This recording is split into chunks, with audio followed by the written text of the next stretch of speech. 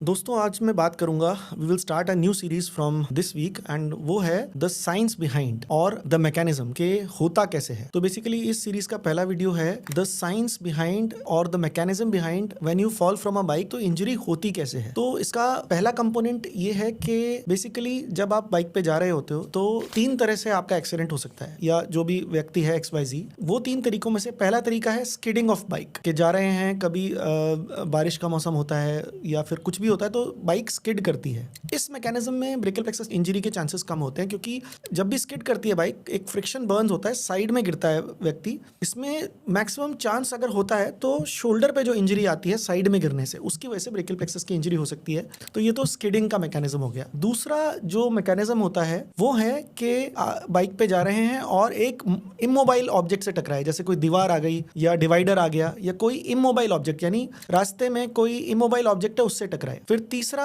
Mechanism, इसमें क्या होता है कि आप जब कोई व्यक्ति जा रहा है और एक ऐसी स्पीड से जा रहा है और एक इमोबाइल ऑब्जेक्ट से टकराया, तो जो उसका मोमेंटम है उसके बाद जब वो फ्लाई करता है, टकराता है, तो वो बाइक से आगे जाके गिरता है। पर जो उसकी मोमेंटम की वेलोसिटी है वो इतनी ज्यादा नहीं होती, क्योंकि जो भी मोमेंटम है वो सिर्फ इसका है, सामने वाले ऑब्जेक्ट का कोई मोमेंटम नहीं है। और जो तीसरा मैकेनिज्म होता है कि आप दो चीजें सामने से आ रही हैं और आपस में टकराई, यानी इधर से भी मोमेंटम है, इधर से भी मोमेंटम है। तो ये तो हो गया मैकेनिज्म ऑफ एक्शन, जो दोनों है, इमोबाइल ऑब्जेक्ट से टकराना और मोबाइल ऑब्जेक्ट से टकराना जो ऑपोजिट डायरेक्शन से आ रहा है, जैसे कि कोई गाड़ी आ रही है, और इमोबाइल तो जैसे दीवार से टकरा गए या बैरियर से। तो बेसिकली क्या होता है, एक तो ये हो गया टकरा गए, देन व्हाट हैपेंस इज जो इनर्शिया है उससे जो पेशेंट है, जो व्यक्ति है, वो जैसे ही टकराता है तो उसके बाद मोमेंटम से आगे जाके वो फ्लाई करता है और गिरता है। तो उस गिरने में जो मैकेनिज्म ऑफ इंजरी होता है वो हम और डिटेल में अभी डिस्कस करेंगे। तो ये तो हो गया हमारा टाइप ऑफ बाइक एक्सीडेंट्स। फिर अब दूसरी चीज हो गई कि आपका रिएक्शन क्या होता है। जैसे मैं ही मान लूं, अगर मैं कभी किसी चीज से गिरूंगा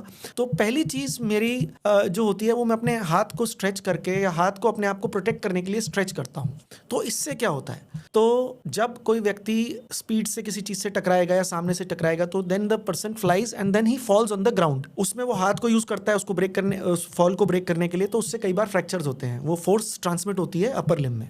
हाँ सर, उसने हेलमेट पहन रखा होता है तो प्रोटेक्टेड होता है, लेकिन जो नेक है वो प्रोटेक्टेड नहीं होती, तो उससे ब्रेकियल प्लेक्सस इंजरी होती है। अब इस चीज को और अंडरस्टैंड करने के लिए हमें ये समझना पड़ेगा कि ब्रेकियल प्लेक्सस होता कहाँ है। बेसिकली हमारी नेक की रूट्स हैं C5, C6, C7, C8, T1, ये यहाँ से निकलता है और यहाँ से आर्म में जाता है। तो ये वाला जो पार्ट है यहाँ सिर्फ सॉफ्ट टिश्यू है, यहाँ पर कोई बोन नहीं है, कोई कवर नहीं है इसमें। तो इसलिए ये सिर्फ फैट के अंदर ये प्रोटेक्टेड होता है, तो ये वल्नरेबल होता है। तो अब हम वापस उस पर जाते हैं कि हमारा जो मैकेनिज्म ऑफ एक्शन हो रहा था, तो हो क्या रहा था। तो जब फॉल होता है तो दो तीन तरह की फोर्सेज होती हैं। एक फोर्स होती है ट्रैक्शन, जब कोई गिर रहा है तो उसकी गर्दन अब अलग डायरेक्शन में जा रही है, हाथ अलग डायरेक्शन में जा रहा है, उसके साथ वो हाथ ऐसे लगाने की कोशिश कर रहा है, तो ये ट्रैक्शन अपवर्ड हो सकता है, ये ट्रैक्शन डाउनवर्ड हो सकता है। पहली फोर्स ये हो गई। दूसरी फोर्स होती है जब वो ग्राउंड पे लैंड करता है, तब होता है कंप्रेशन, यानी अगर कोई व्यक्ति ग्राउंड पे गिरा तो इस जगह अगर टच किया और गर्दन उसके पीछे आई तो इस बीच वाले पार्ट पे होगा कंप्रेशन। और जो तीसरी, जो सबसे ज्यादा डैमेजिंग फोर्स होती है, उसको बोलते हैं हम ट्विस्टिंग, और जिसमें क्या होता है नेक अलग डायरेक्शन में जा रही है, शोल्डर अलग डायरेक्शन में जा रहा है और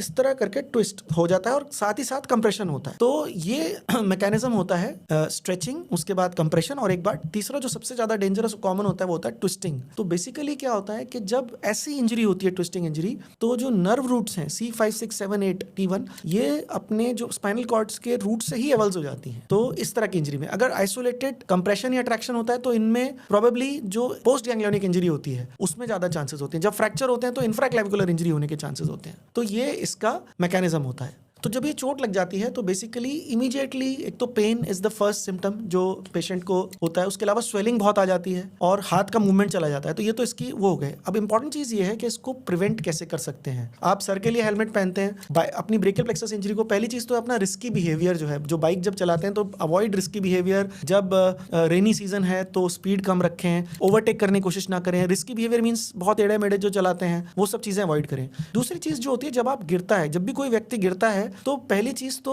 जो बेसिकली समझाई जाती है, उस मोमेंटम को कम होने के लिए you should allow yourself to roll, कि उसको रोकने की कोशिश ना की जाए। आप रोल करते हुए अगर चले जाएंगे तो वो जो मोमेंटम है, जो एनर्जी है, वो डिसिपेट हो जाएगी और उसी तरह आप अपने आप को प्रोटेक्ट कर सकते हैं। तो ये दो मैकेनिज्म है जिससे ब्रेकियल प्लेक्सस की इंजरी को हम प्रोटेक्ट कर सकते हैं। दोस्तों आज हम देखेंगे the science behind nerve injury and regeneration और व्हाट इज़ द मैकेनिज्म कि कैसे नर्व इंजरी होती है और कैसे वो रिकवर करती है। अगर हम नर्व के स्ट्रक्चर को देखें तो नर्व के 3 लेयर्स होते हैं। सबसे जो बाहर की लेयर होती है, अगर एनाटॉमी की हम बात करें तो उसको हम बोलते हैं एपिन्यूरियम। ये पूरी नर्व को चारों तरफ से इंसुलेट करके रखती है। उसके बाद नर्व के कुछ एक्सन्स होते हैं। एक्सन एक इंडिविजुअल यूनिट होता है नर्व का, उनके बंडल्स को चारों तरफ से बंडल्स को कवर करता है पेरिन्यूरियम। पेरिन्यूरियम कई सारे बंडल्स होते हैं जिनको पेरिन्यूरियम कवर करता है। उसके बाद जो सबसे अंदर वाली लेयर होती है उसको हम बोलते हैं एंडोन्यूरियम। तो नर्व के अगर हम स्ट्रक्चर को देखें, सबसे बाहर एपिन्यूरियम, फिर पेरिन्यूरियम और सबसे अंदर एंडोन्यूरियम। और नर्व को पूरी तरह से एक माइलिन शीथ होती है जो इंसुलेट करके रखती है। जब नर्व को इंजरी होती है, चाहे वो ट्रॉमा से हो, चाहे किसी डिजीज से हो या कंप्रेशन से हो गई, किसी भी कारण से जब इंजरी होती है तो नर्व के अंदर एक प्रोसेस होती है जिसको हम बोलते हैं वेलेरिएंट डीजनरेशन। ये टेक प्लेस करता है। इसमें क्या होता है कि जो नर्व का जिस एरिया पे इंजरी है उस एरिया से डिस्टल जो पार्ट है उसमें एक डीजनरेशन स्टार्ट हो जाता है। उसके जो सेल्स होते हैं वो धीरे धीरे डिग्रेड हो जाते हैं और सिर्फ एक बाहर की लेयर रह जाती है। जो प्रॉक्सिमल पार्ट है उसमें डीजनरेशन नहीं होता, लेकिन वो भी एक स्टैटिक स्टेट में चला जाता है। तो जो प्रॉक्सिमल सेगमेंट होता है उसमें रीजनरेशन स्टार्ट होता है, उसमें स्प्राउटिंग होती है नर्व सेल्स की, और वो वहाँ से आगे जब एक बार डीजनरेशन वेलेरियन डीजनरेशन कंप्लीट हो जाता है तो वहाँ से स्प्राउट्स आगे बढ़ के चलना शुरू करते हैं।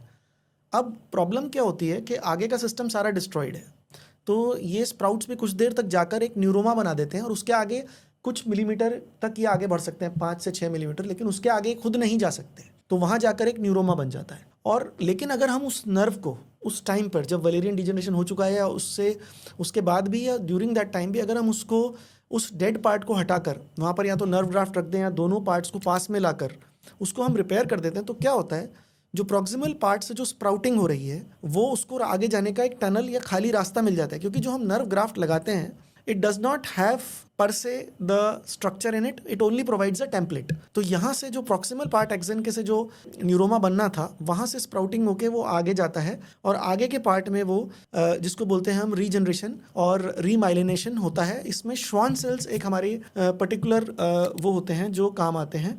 तो क्या फैक्टर्स हैं जो इस तरह के नर्व के रीजनरेशन में हेल्प करते हैं? सबसे पहला तो नेचर ऑफ इंजरी, कि इंजरी बहुत ज़्यादा है तो जो सेगमेंट है जो डिस्ट्रॉय हुआ है नर्व का, अगर वो बहुत ज़्यादा है तो उतना ही टाइम नर्व को रिकवर होने में लगेगा। दूसरा कोमॉर्बिडिटीज़ होता है कि डायबिटीज़ है या कोई न्यूरोलॉजिकल डिसऑर्डर है, तो इस तरह की प्रॉब्लम्स हैं। तो उससे क्या होता है, उससे नर्व की हीलिंग डिलेड होती है और ये नर्व की रीजनरेशन में हेल्प नहीं करता। और तीसरा जो चीज़ है इसके अलावा वो है हम कब इंटरवीन कर रहे हैं। जब हमने नर्व की इंजरी के तुरंत बाद विदिन 2 मंथ्स इंटरवीन किया तो रिजल्ट्स बेटर हैं। अगर हम डिलेड इंटरवेंशन करते हैं तो क्या कहते हैं, रिजल्ट्स उतने अच्छे नहीं आते। तो ये सारे फैक्टर्स अगर हम ध्यान में रखें और नर्व के रीजनरेशन को स्टडी करें तो इस तरह हम कह सकते हैं कि नर्व रीजनरेट करती हैं अगर वो टाइमली उन पे इंटरवीन किया जाए और जो एक्शन है हमें लेना है हम ले लें तो नर्व रीजनरेशन टाइमली होता है।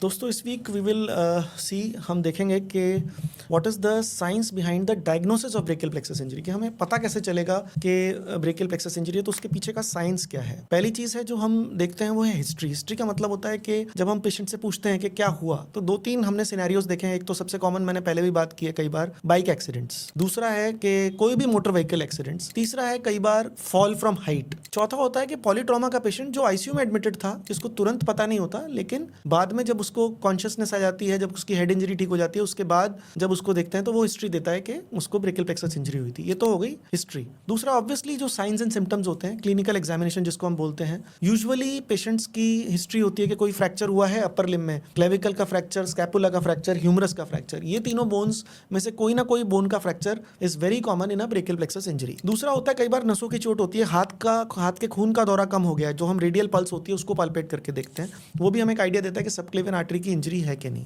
उसके अलावा साइंस होते हैं, अगर चोट लग गई है और उसकी हाथ की वीकनेस आ गई कि हाथ ही नहीं उठा पा रहे हैं, हाथ चल ही नहीं रहा है, एल्बो नहीं चल रही है, हाथ नहीं चल रहा है, ये एक और साइन होता है। फिर होता है एक सिम्टम होता है बहुत सीवियर पेन, जिसमें कई बार यहाँ पर कंधे पे पेन होता है, कई बार नेक में पेन होता है, कई बार चींटियां चलना, tingling sensation in the hand, ऐसा लगना कि कंटिन्यूअसली कोई बाइट कर रहा है या जलन हो रही है। That is also a very important sign of brachial plexus injury. तो ये तो क्लिनिकल एग्जामिनेशन की बात हो गई। कुछ टाइम बाद 2-3 महीने बाद कंधे का कंटूर, मसल का एकदम फ्लैटनेस आ जाता है, यहाँ की मसल्स की फ्लैटनेस आ जाती है, तो ये भी एक साइन है जिसको हम देखकर कह सकते हैं कि ब्रेकियल प्लेक्सस की इंजरी हो गई है। ये तो इसके पीछे की साइंस ये है कि जो नर्व्स इन मसल्स को सप्लाई कर रही हैं, उनके पैरालिसिस की वजह से, उनकी इंजरी की वजह से मसल पैरालाइज हो जाती है, तो उनका कंटूर कम हो जाता है। सिमिलरली इन नर्व्स का इश्कीमिया होना, इन नर्व्स पे कंप्रेशन होना या इन नर्व में कहीं भी इंजरी होना, उसकी वजह से ये टिंगलिंग और नमनेस की सिम्टम्स आते हैं। तो ये तो इसके पीछे की साइंस हो गई। अब दूसरी चीज़ है, हम नेक्स्ट स्टेप क्या लेते हैं। नेक्स्ट स्टेप इसकी डायग्नोसिस का होता है कुछ टेस्ट्स कराना। तो सबसे कॉमन टेस्ट जो हम कराते हैं वो होता है EMG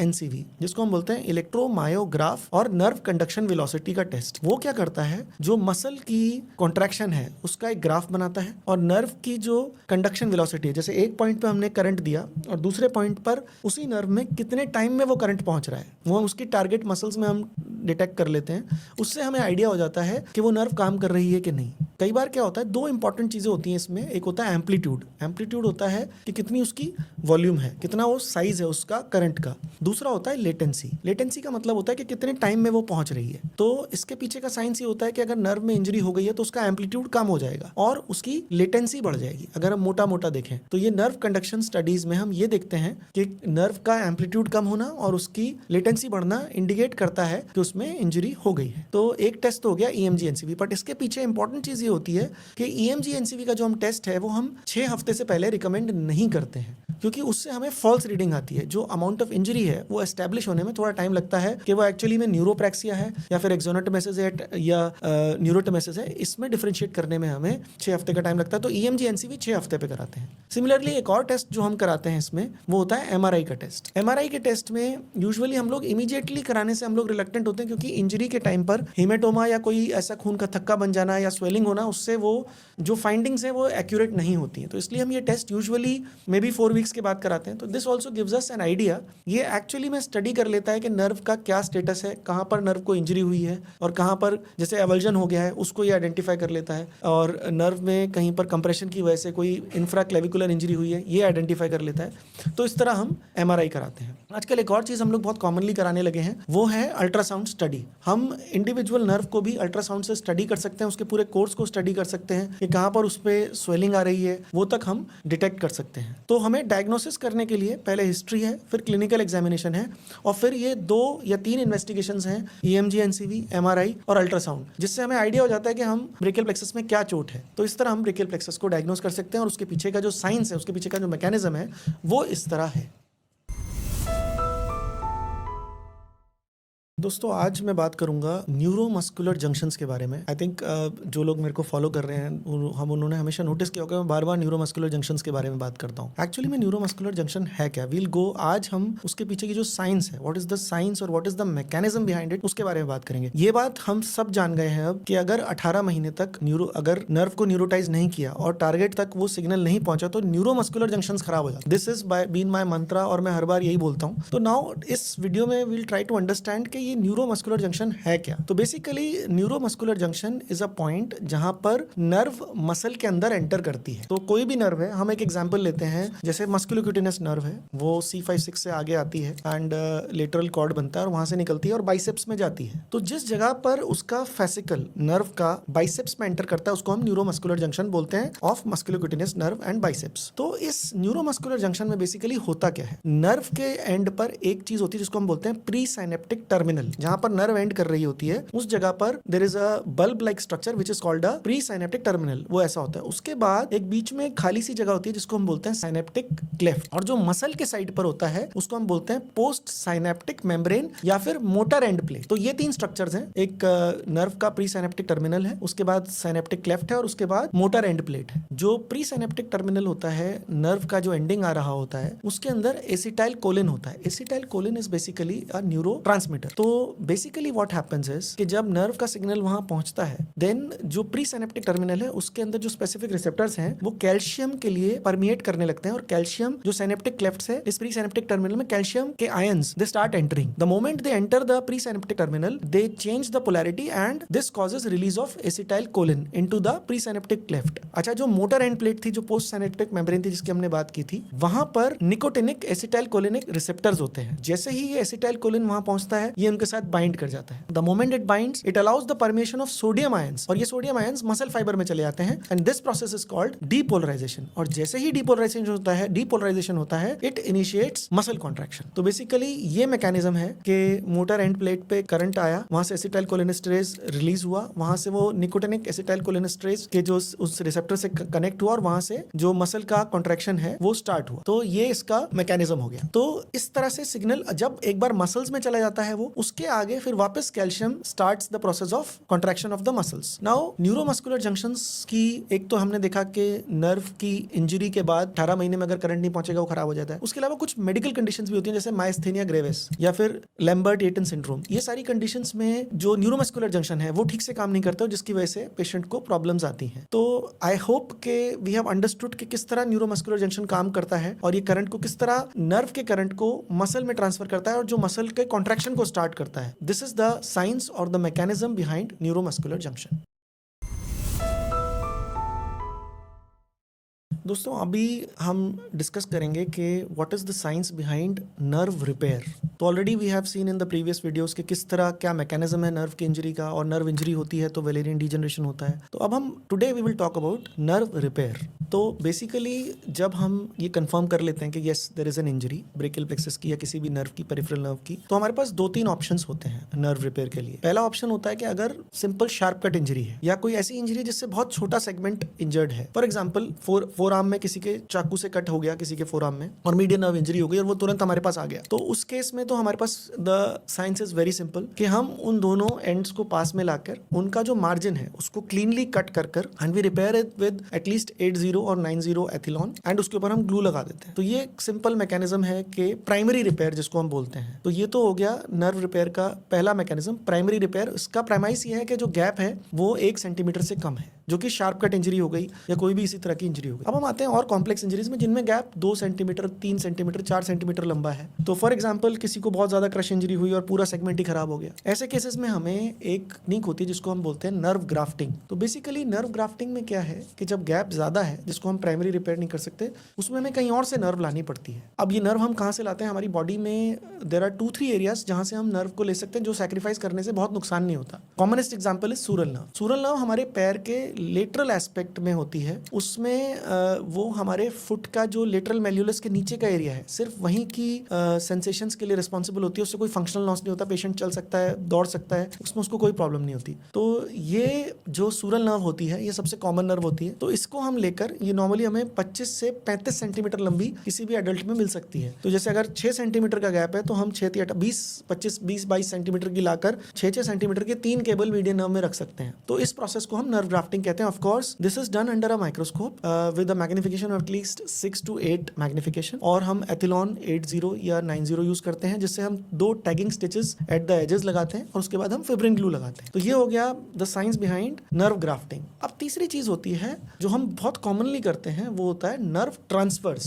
नर्व ट्रांसफर क्या है? क्योंकि अगर किसी के नेक में ब्रेकियल प्लेक्सस की इंजरी हो गई है लेकिन उसका टारगेट ऑर्गन बहुत दूर है, तो हमें कई बार कहीं और से कोई और नर्व लेकर डालनी पड़ती है कि अगर हमारे यहाँ तो प्रॉक्सिमल इंजरी बहुत ज्यादा हो गई है, कुछ हमारे पास प्रॉक्सिमली है ही नहीं, या टारगेट ऑर्गन बहुत दूर है. इन 2 कारणों से हमें नर्व कहीं और से लेनी पड़ती है, जैसे इंटरकोस्टल नर्व्स है या फिर स्पाइनल एक्सेसरी नर्व है, जिनको हम एक्स्ट्रा प्लेक्सल नर्व्स बोलते हैं. कई बार पार्शियल इंजरीज में हम इंट्रा प्लेक्सल नर्व ट्रांसफर करते हैं. फॉर एग्जांपल किसी को C5-6 की इंजरी है लेकिन उसका C7, C8, T1 बहुत अच्छा है. इन केसेस में जैसे किसी को शोल्डर एल्बो की इंजरी है C5-6, तो उसमें एक प्रोसीजर होता है जिसको हम ओबरलिन बोलते हैं, जिसमें हम मीडियन और अल्नर नर्व के फेसिकल्स को बाइसेप्स में और ब्रेकियलिस में डालते हैं. सिमिलरली एक प्रोसीजर होता है सोमसाई, जिसमें हम ट्राइसेप्स नर्व की ब्रांच को हम एक्सिलरी नर्व की एंटीरियर ब्रांच में डाल देते हैं. Similarly spinal accessory to suprascapular. तो ये सारी चीजें होती हैं नर्व ट्रांसफर्स, यानी किसी और जगह की नर्व को जिससे कोई बहुत ज्यादा फंक्शनल लॉस नहीं होगा, उसको लेकर हम जिस ऐसे फंक्शन को देने की कोशिश करते हैं जिससे काफी ज्यादा पेशेंट को इंप्रूवमेंट के चांसेस होते हैं. तो this is the science behind nerve repair, nerve grafting and nerve transverse.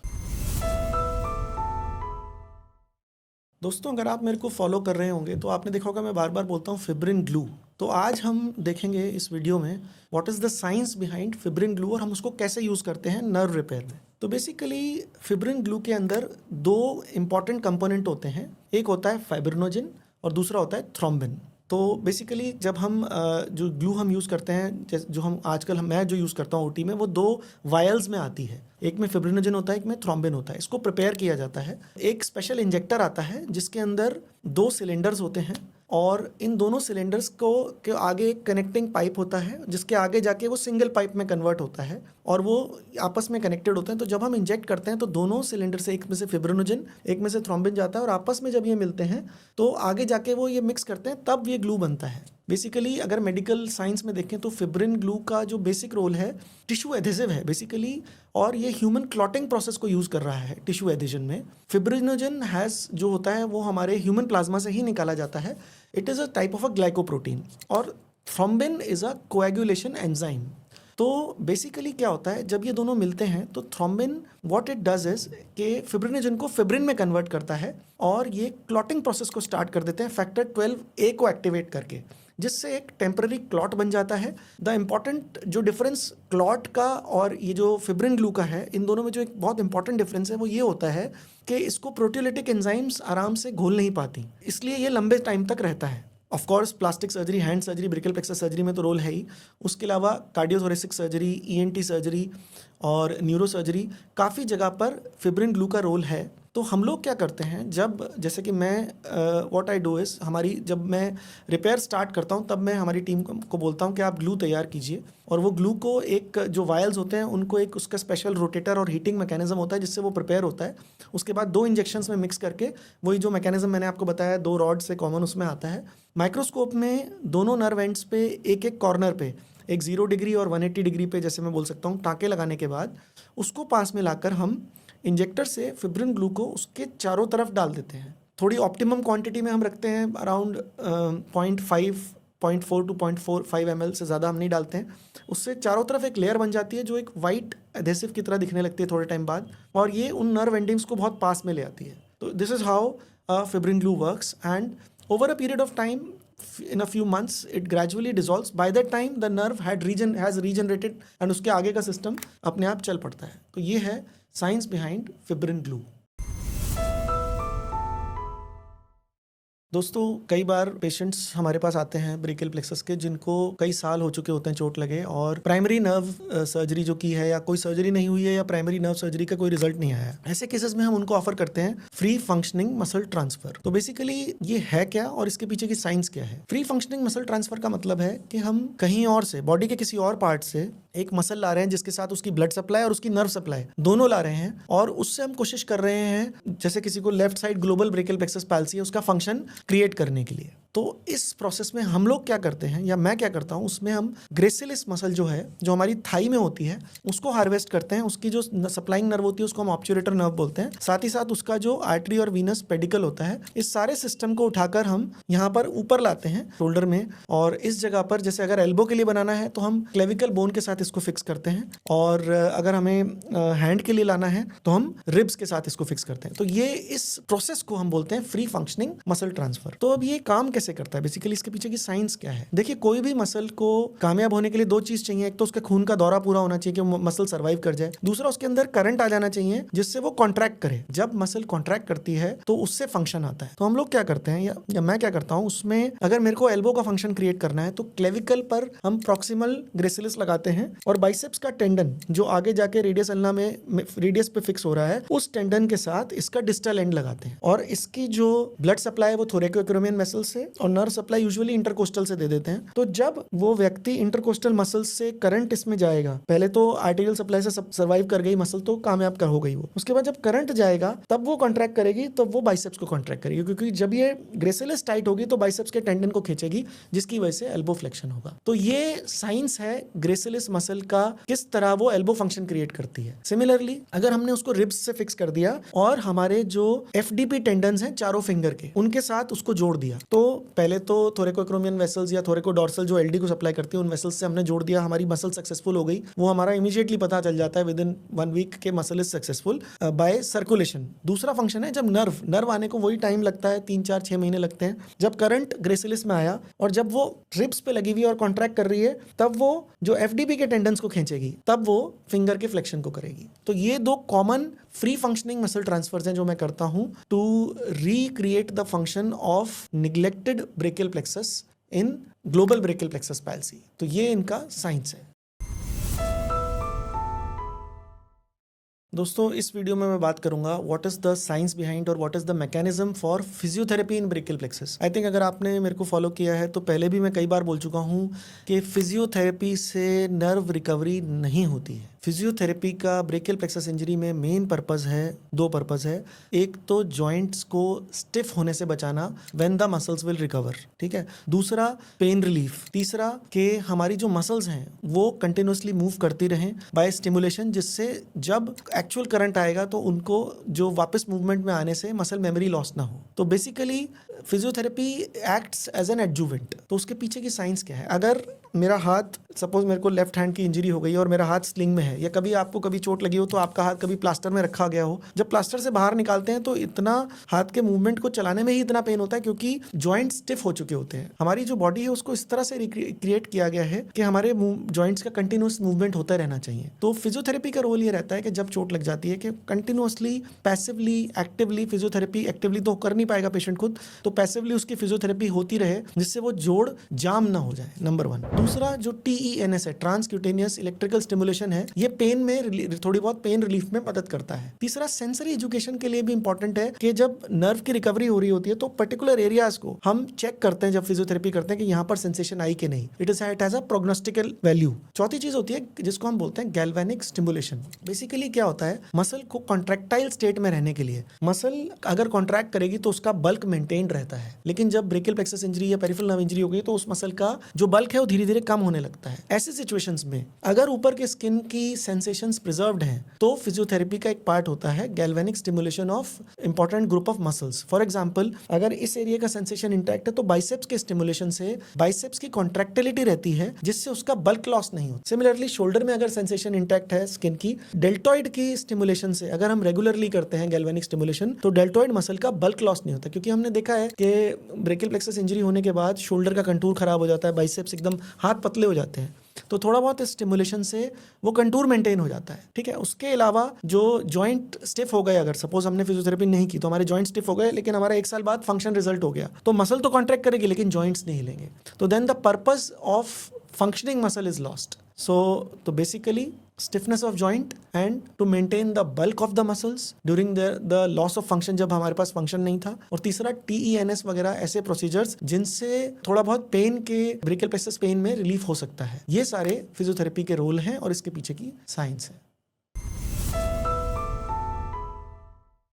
आज मैं बात करूंगा न्यूरोलिसिस के बारे में। दोस्तों बेसिकली जब भी किसी नर्व में चोट लगती है, जैसा कि मेरे पुराने वीडियोस में आपने देखा होगा, तो जब ये चोट लगती है तो नर्व या तो टूट जाती है या फिर कई बार वो उसका कुछ पार्ट डैमेज होता है, कुछ पार्ट डैमेज नहीं होता, और एक ऐसी कंडीशन होती है जिसको हम बोलते हैं न्यूरोमा इन कंटिन्यूटी। होता क्या है कि जो नर्व है उसके आसपास के एरिया में फाइब्रोसिस होकर स्कार बन जाता है। आप इमेजिन कीजिए कि एक नर्व है, जो एक वायर है कि तार जा रहा है जिसके चारों तरफ सीमेंट चिपक गया है, तो तार के अंदर से अगर हम बिजली भेजेंगे लेकिन वो चारों तरफ सीमेंट से जकड़ा हुआ है और तार से करंट नहीं जा पाएगा। तो ऐसा ही कुछ नर्व्स में होता है कि उसके आसपास जो नर्व के जो नॉर्मल केबल्स हैं उनके चारों तरफ एक फाइब्रोसिस हो जाती है। तो जिस तरह के केबल जा रहा है उसके चारों तरफ अगर सीमेंट का एक बहुत बड़ा एक वो लग गया ब्लॉक, और आगे वो कंटिन्यूटी में तो है लेकिन तार सीमेंट के बीच में से जा रहा है, वो कंडक्शन नहीं कर पाएगा। सिमिलरली जो नर्व है उसके इन न्यूरोमा इन कंटिन्यूटी के आसपास का जो टिश्यू है, फाइब्रोटिक टिश्यू है, वो उसके चारों तरफ एक ऐसा डेड टिश्यू बना लेता है। डेड तो नहीं बोलेंगे लेकिन फाइब्रस टिश्यू बना लेता है जिससे करंट आगे नहीं बढ़ता है। तो उसको ठीक करने के लिए जो प्रोसेस होता है उसको न्यूरोलिसिस बोलते हैं। अब ये हम कैसे श्योर हो सकते हैं कि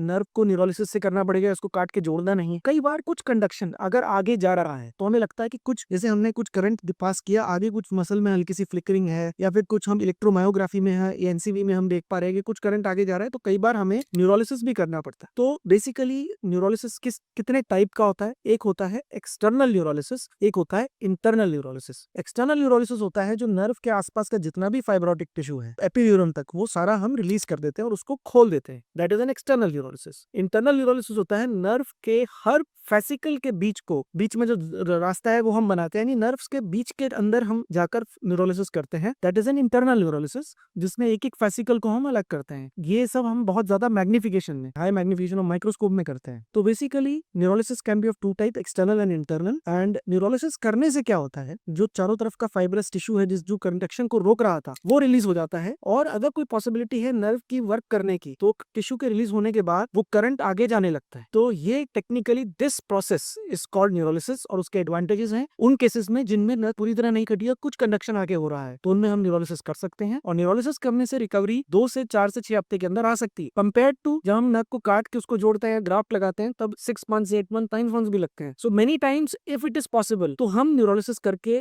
फास्ट रिजल्ट देने की कोशिश करते हैं। लेकिन उसके लिए प्रेमाइस सबसे इंपॉर्टेंट चीज है कि जो न्यूरोवा इंकंटिन्यूटी बना है उसमें आगे भी कुछ ना कुछ करंट जरूर जा रहा हो, यानी उसके कुछ केबल्स नर्व के एटलीस्ट 30 to 40% केबल्स उसके नर्व के इंटैक्ट होने चाहिए, तभी न्यूरोलिसिस करने का फायदा होता है।